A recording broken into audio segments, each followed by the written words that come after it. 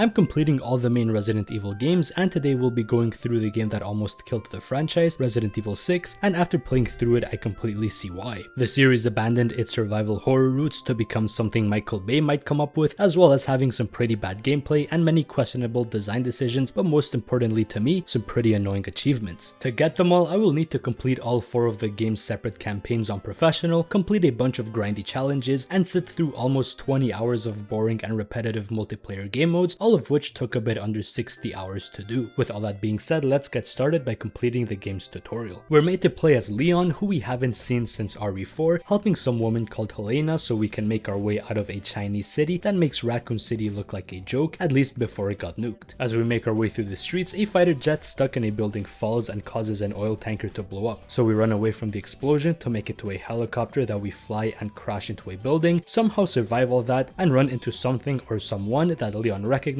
to end this first sequence and earn my first achievement. Since the game made us start as Leon, that will be the first campaign we do. The first mission starts with Leon killing a zombified US president that was about to attack Helena, who we now know is a member of the Secret Service. She says it's all her fault, but that she'll explain what she means at the city's cathedral, so for now all we gotta do is make our way out of a fully infected university campus that we're in. Before that though, we go out of our way to help some guy looking for his daughter, who we find pretty quickly, albeit in pretty rough shape. As expected though, she was infected, so we have to kill her. After that, we keep fighting our way through the campus until we reach a police car that allows us to drive into the city, only to crash it after less than a mile, so to progress we'll have to go underground. We now get a flashback of the president saying that he wants to reveal the truth behind Raccoon City, to take accountability for it, but also to work with other governments against bioterrorists. Now we gotta make our way through the subway system, so after not getting ran over a few times and fighting a ton of zombies, we make it out to find that the city's in even worse shape than the university. Eventually we find a small group of survivors, so we go help them fight against a massive horde until we just blow up the gas station to fully wipe them. Together we go to a nearby gun store where we hold off against even more zombies until the owner decides to let us upstairs, only to have to fight off even more of them, this time until a bus comes to pick us up. It does eventually get there, but the owner and some Japanese guy don't make it. Leaving on the bus ends the chapter for an achievement, and that will also be the case for every chapter going forward. Before continuing, I do some stuff in the menu that gets me some more achievements. The first is for earning 10 different titles for completing some challenges, the next one is for editing my dog tag, and the last one is for unlocking a skill with the points that I've earned so far from enemy drops and chapter completions. Back in the story, we're in the bus that's conveniently also going to the cathedral that people are using as a shelter, and on the way learn that a group called the Neo Umbrella claims credit for the event. Hunnigan, Leon's handler, also tells us that Derek Simmons, the national security advisor, wants info on what's there. This being a Resident Evil game means that a vehicle is the most dangerous place to be in, so not long after that the bus falls off a cliff, killing everyone but the protagonists. Thankfully for us though, we're walking distance from the cathedral, and on our way I get an achievement for getting a kill while downed and getting back up without Helena's help. Inside the cathedral, she tells us that we need to move a statue to access a hidden area that we need to get to, and to do so we need to complete a few puzzles to collect the required items. But opening the entrance causes this thing to come up and infect all the other survivors in the building. After spending almost all the ammo I had killing it, we head inside to find that there's a hidden lab under the cathedral, and Helena is looking for someone called Deborah. We also find a tape labeled Happy Birthday Ada, showing presumably Ada coming out of some sort of cocoon, though this is unrelated to what Helena was going to tell us. Progressing through the lab, we eventually find Deborah, who is unfortunately infected with a new kind of virus that turns her into a cocoon, but before she can come out of it, Ada shows up and shoots her. Keep this outfit in mind by the way, because characters never change their clothes in this game. That doesn't kill her though, so for now we have to fight a gooner version of Deborah. This first part is pretty easy since all we need to do is shoot the glowing parts of her new limbs, and during this phase I got an achievement for saving my partner 10 times. Then we do the same thing but on a minecart before finishing her off and dropping her into a massive pit. This gives us a flashback of the two sisters being held captive by Simmons, and learn that Helena helped him with the outbreak to get Deborah back, which ends the chapter. We then get a call from Hunnigan that gets interrupted by Simmons, who puts the blame of the event on Leon and Helena, so for the time being we're gonna be working on our own. This chapter is fairly light on story progression since all we have to do is escape the underground ruins that we're now in, with the only interesting part being fighting a mutated shark. After blowing it up, we make it out just to see that the city that we were in received the Raccoon City treatment under Simmons' orders. We also get a call from Hunnigan saying that he's left for China because of another bioweapon attack using a new virus, so to chase after him she has to fake our deaths since we're still the main suspect. suspects. Then the chapter ends. Somehow we make it onto a plane and manage to make it all the way to China, but if you remember what I said earlier, vehicles must be avoided at all costs in a Resident Evil game, but clearly they didn't get the memo. Short story short, we try to fly the plane with some quick time events, but Leon hasn't grinded out his flying hours yet, so the plane crashes. Yet somehow we walk out of all of that with just a light limp. That's fine though, because we meet up with Sherry, the girl from RE2, making a return grown up and a federal agent, though she works for Simmons, with some guy named Jake. Their reunion gets cut short though because this abomination that they've been dealing with shows up, but after pumping it full of lead, it goes down. Then the two groups get separated, with ours heading back towards Simmons, and at some point we run into Ada wearing a new fit, but she's getting shot at and runs away. After surviving in a room full of Roombas from the evil within that Capcom shamelessly stole 2 years earlier, we catch up to her being cornered by Chris and some other guy. This causes a short fight between the two franchise goats who apparently met at some point between games. They argue about killing Ada since apparently she killed Chris's men and caused all this, but she takes the opportunity to escape, so they need to catch back up to her. We then finally make it to Simmons with Sherry here as well, which leads to a gunfight.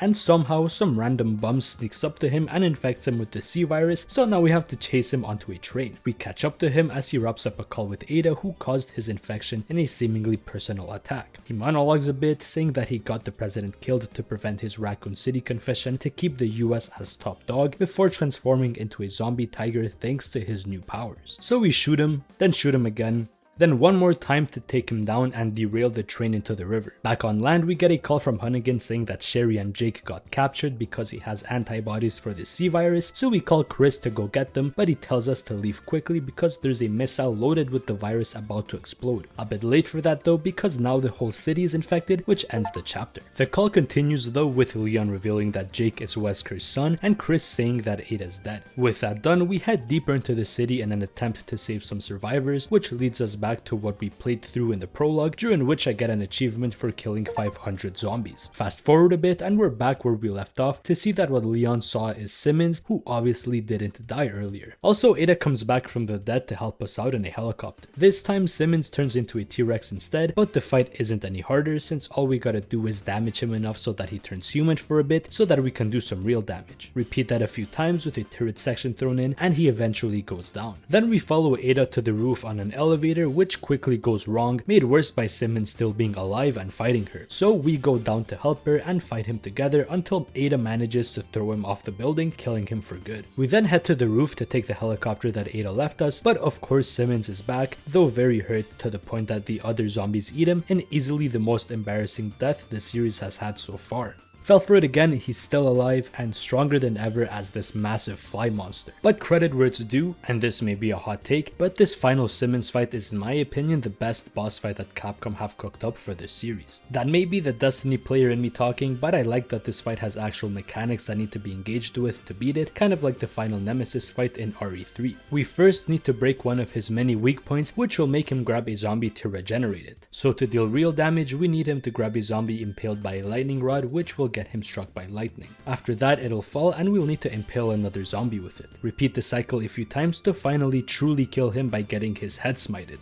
Fell for it again, how shameless. Obviously, he came back to die to a rocket launcher like a proper Resident Evil final boss. In the chopper, we see that Ada left us something. Proof of Simmons' involvement in the situation, which could clear our names. With that, we leave China and have to watch 10 minutes of unskippable credits to see Leon's Marvel post-credit scene where Helena gets to bury her sister and gets pardoned for her involvement in the president's death. This puts an end to the first campaign, and I hate to say it, but this is as good as the game gets. It's all downhill from here, but at least they got Leon's story right. Now we move on to Jake's story that starts with Sherry explaining that he has the antibodies to the C virus, so to get him to safety we need to first leave this random Eastern European country, all while dealing with a new kind of enemy called Javos. They're zombies with guns and are no joke the main reason why all campaigns except for Leon's are bad, just like the last 2 chapters of RE5. Along the way I also get an achievement for getting my 5th stealth kill. Eventually we run into the monster we saw in China and are forced to fight it until, out of pure luck, the floor caves under us, giving us a chance to escape. Sherry then explains that that's one of Neo Umbrella's new bioweapons made with the C virus, and this one's meant to capture Jake so they can study his antibodies. A bit later we meet with Chris, who seems to have a pre-existing beef with Jake, but this meeting gets interrupted by a giant monster that gets dropped on everyone, so we deal with it ourselves while Chris's team destroys some anti-air guns so we can get some air support and are able to evacuate. At some point a second one joins in, but after exposing its weak point with our bare hands, it goes down quick thanks to that air support I mentioned. With that done, we're given a helicopter so we can leave for the States, but a helicopter is a vehicle and this one's no exception to the rule because not long after the unkillable guy appears out of nowhere and starts destroying it. So we switch helicopters and have a mid-air shootout with him, but in the end we have to jump out into some mountains to end the chapter. During the fall, Sherry got impaled by a piece of metal but regenerates when we pull it out thanks to the virus she was infected back in RE2. We then go looking for some important data lost during the crash in the middle of a snowstorm before waiting it out in a nearby cabin that quickly gets attacked by a bunch of Javo. After dealing with them, we take some snowmobiles to escape an avalanche and end up in some caves. Unfortunately, this is a stealth section against the claw guy. His name's Ustanok, by the way, I just found that out, where we gotta not get seen by these bugs, and at the end we fight him with a drill, which he somehow survives as well. Once we make it outside, we instantly get caught lacking by him and get captured by Ada to end the chapter. 6 months pass before we finally decide to break out and look for Sherry. Also, I don't know if these first few rooms are meant to look like this or if the textures just didn't load because everything looks normal after this vent. Anyway, we eventually reunite with her to collect a bunch of medals hidden around the area, and with 10 of them a door opens up that leads to a room where we get some more data on Jake and call Simmons to meet up since we're all in China now. And as we're about to leave, a tank pulls up which we somehow outrun to make it to a bike that we used to escape to end the chapter. We then use the bike to make it into the city, all while not getting killed by this helicopter that we deal with soon after with some help from Chris. Eventually we make it to the point where we meet Leon and Helena, and after we get separated we have to deal with a chainsaw zombie that chases us while we try to make it down the river with some help from Ada. We then confront Simmons about his involvement, which gets us captured again to end the chapter. Out of nowhere we're set free and gotta turn on the power to escape. After pulling a bunch of levers, the whole place starts to collapse and we just barely make it out. We then run into Chris, who if you remember was sent to rescue us, and the tension between him and Jake finally causes a confrontation about Wesker's death, but Jake decides to not be brain dead and doesn't kill him. So we use these platforms to escape, but this gigantic bioweapon pops out of a cocoon, splitting everyone up, with them going to fight it and us just escaping. Regardless, Ustanok is back with a flail this time, and after shooting it for a while, we opt to just punch him and send him flying into some lava. With him dealt with, we ride this cargo moving platform to escape, but of course Ustanok had the same idea and catches up, all to die in a QTE final fight on some Halo 4 shit. So we make it out, watch more credits, and in the final scene we see Sherry writing a report on how Jake's blood helped end this crisis and him riding a bike into the desert to end the campaign. Before starting the next one, I got another achievement for earning a level 4 title, but I got it legit less than 10 seconds after I stopped recording, so I missed it. Now we move on to Chris's story, which starts with him wasting away in a bar while Piers, his old partner, tries to get him back in action after losing all his men, which made him an alcoholic as well as losing his memories. We then skip directly to the mission in China where we lead a new team to deal with the outbreak. The main objective of this chapter is to rescue some hostages from a bunch of Javo, and after getting all of them, we blow up the building. This then reveals a bunch of people in cocoons, which causes Chris to get some memories back of the men he lost to end the chapter. Now we get a flashback mission to the day he lost his squad in Eastern Europe that started the same way, dealing with an outbreak. So we get into some shootouts with the Javo until one of the big guys shows up and we manage to scare it away before running into Sherry and repeating that section, so no point going over it again. After sending them off, we go to the town hall to continue our mission, and inside we find Ada, who quickly betrays us and infects the whole squad with the C virus, which ends that chapter and contextualizes the rest of Chris's campaign. Now we're back in China with our only goal being finding and killing Ada for what she did. Along the way we run into a massive invisible snake that slowly takes out our squad until it's just us, Piers, and one other random guy to try and kill it. The fight against the snake gets the random heavily electrocuted, but thanks to that we're able to fry it, but unfortunately Ada shows up and infects him, leaving us alone with Piers to keep chasing her, which leads to the scene with Leon. To catch up to her, we use a jeep that came in useful in a shootout section, and in the end we jump onto an aircraft carrier to follow her, which ends the chapter. Inside we gotta deal with a bunch of elite Neo Umbrella Javo for a solid half hour before catching up to Ada, who tells us about the missile that's about to launch, then gets slimed out by some random and falls to her death. So we go to the hangar to get a plane so we can destroy the missile before it launches. After dealing with the ship's air defenses, we drop off Piers so he can deactivate it, but it reactivates and launches itself, causing the outbreak we saw in Leon's campaign to end the chapter. Now we head to where Sherry and Jake are being held and quickly release their restraints, but that alerts the whole place to our presence. After making our way through a lot of Java, we meet up with them, get separated, and fight the giant bioweapon while trying to escape the flooding facility. But at some point we reach a dead end and Piers loses his arm, so to save Chris he injects himself with some C virus he picked up from Ada earlier and gets a cool electric cannon arm. Thanks to that we're able to finally kill it and also escape. But once we reach the escape pods, Piers stays behind because he knows he won't make it, on top of being infected, and makes a final sacrifice to save Chris from the bioweapon that somehow survived. Then we get picked up by a helicopter, watch the credits again, and see that this time Chris didn't become an alcoholic bum and has a new squad to end his story. Now we go to the final campaign, which will cover Ada's side of the plot. It starts with a call from Simmons telling us to go check out a submarine with some useful information. We find a recording meant for Ada about finding out if Jake really has the antibodies for the C virus, but she doesn't remember receiving the orders. Then we start to leave and in the process get an achievement for killing 500 Javo, but obviously things go wrong and the sub starts to blow up. At the final locked door, we need to answer some questions to open it up, and even now I don't get the point of them, they're just asking Ada for her motivations. Anyway, after that we get a call from Simmons confirming that the recording was what we were supposed to find and that the bioterrorist attacks that we saw in the other campaigns are going to be blamed on Ada. Once we're out of the sub, the chapter ends. The next one is when Ada helps Leon and Helena with Deborah, and after dealing with her we get another call from Simmons telling us to check out the lab, where we see the Ada tape again, confirming that the other Ada wearing the blue dress was a clone in case it wasn't clear all the way back in Leon's campaign. It's also revealed that we haven't actually been talking with Simmons but the clone this whole time, and that her goal is simply to destroy the world. We then blow up the lab to end the chapter. The next one has us doing some bullshit in China before helping Sherry and Jake and going to find the clone to end it. I'm so serious, nothing interesting happens in this chapter. On the ship we find a case with some documents and a voice recording from Simmons that reveal that he was obsessed with cloning Ada and in the end transformed a woman called Carla into the clone. We then find her dead, except not because she turns into the cum monster from Evil Within 2. She's kinda crazy now, actually believing that she's the real Ada, so we fight her in a pretty terrible fight where we shoot holes into the cum wall to shoot a nitrogen tank on the other side to one-shot her. Then we leave in a helicopter to end the chapter. This final chapter has me using the helicopter to 1v1 another one, help Leon and Helena against Simmons, and rescue some civilians before repeating the same fight as in Leon's playthrough. After dropping Simmons, we go destroy the final clone, I guess, I'm not really sure. Then credits, achievements for Ada chapter 5, beating the game on normal and amateur, and a final cutscene showing Jake doing some bullshit in the Middle East, looking like the future of the franchise.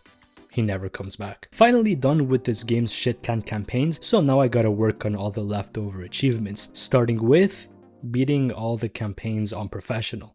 Hold on though, it's actually not as terrible as it sounds. There are a few things that I can do to ease the pain of replaying this abomination. There are 2 skills that I can upgrade that increase my defenses and damage by a noticeable amount, and another that gives my shotguns infinite ammo, and these are usable on all characters. So I do a bit of point farming, during which I get an achievement for countering 3 attacks in a row, and unlock all of those skills, albeit not fully leveled because that would take too long right now. However, these upgrades pale in comparison to the checkpoint selection system that Capcom added to the game. Instead of replaying through the whole game, I can now simply load the final checkpoint of each chapter, beat it on professional, and get the credit for the achievement. For those that consider this cheap or cheating, I couldn't care less. This game felt borderline unplayable at times. I'm not doing all that again, and if it makes you feel any better, I still had to sit through the credits 4 more times. In the process of getting this done, I also get another achievement for completing the jet section in Chris's campaign without taking any damage, and once it's all done, I get the ones for veteran and professional completions. With that out of the way, now we can move on to some more interesting gameplay related achievements. There's a decent amount of them and the video is long enough as is, so I'll go through them quickly. First one was for performing 10 coup de grace finishers. Then I rescued 2 female survivors in the cathedral, which I did by killing the smoke zombie quickly. After that, I farmed 10 kills from throwing an enemy off a ledge. Next one was for getting a 50-meter headshot with Pierce's sniper. Then as Jake, I had to climb a helicopter and shoot the pilot. As Helena, I had to get 20 quick shot kills with her shotgun. As Sherry, I had to kill 10 enemies with a charged stun rod attack. I also had to make it through a section on the carrier without being spotted as Ada. And finally, I had to get 10 kills with all the weapons, with the only remaining ones at this point being the knives and character specific guns. Before beginning the final grind for the last few achievements, I played some mercenaries to earn a few easy medals to push me over the 150 mark for an achievement. For the last 4, I started with the most tedious one first, that being completely leveling up all the skills that can be upgraded, which as you can assume takes a lot of points. And the fastest way to get these is to load a checkpoint in Jake's campaign that's right before 2 big pickups that give 14,000 points total on the highest difficulty, and repeating that for a while until I have enough for all the upgrades. The next 2 are linked to destroying all 80 serpent emblems hidden through the game. The first is simple, destroy all of them, and the other, which is for collecting 3 action figures, will be unlocked in the process. And for the final achievement, I had to kill 100 enemies that come out of a cocoon, which didn't take too long because of all the ones that I'd killed so far. Now there are another 20 achievements left for the multiplayer, but getting them was so miserable and unenjoyable that I didn't record it, but here's the proof of me having them and the time that it took on my alt account. But in short, I had to complete a ton of matches across the different game modes with a few easy achievements linked to completing certain objectives in them. Lazy, I know, but those 20 hours were genuinely so boring that actually going over them would be as interesting as what I just did. But once the tedious grind was done, Resident Evil 6 was fully completed. It's probably obvious by now, but I really didn't like this game for many reasons. The gameplay was bad, the story was bloated and uninteresting, Capcom tried to make a military shooter out of a survival horror franchise, and the achievements weren't the best, with the only saving grace being Leon's campaign, as it's the only one that still resembles the games before it, despite the increase in stake and scale. The good thing is that Resident Evil 7 is up next on the completion list, so that somewhat makes up for having to play this mess. Thanks a lot for watching. If you want to check out my other Resident Evil completions, a playlist should be on screen, and if you don't want to miss any future game completions, make sure to subscribe. I hope to see you in the next one, and until then, take care and have a good one.